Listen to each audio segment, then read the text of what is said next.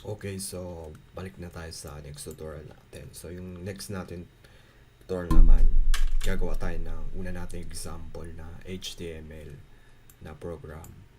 So gamit natin Visual Studio Code.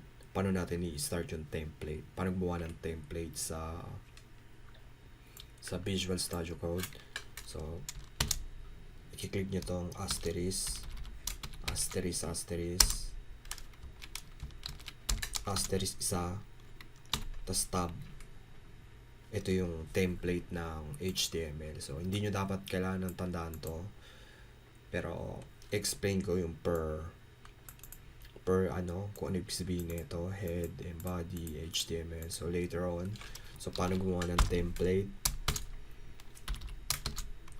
ulitin ko sa Visual Studio Code, click nyo yung gawa kayo ng asterisk ng tawag ito, itong ano na to, explanation point, I guess.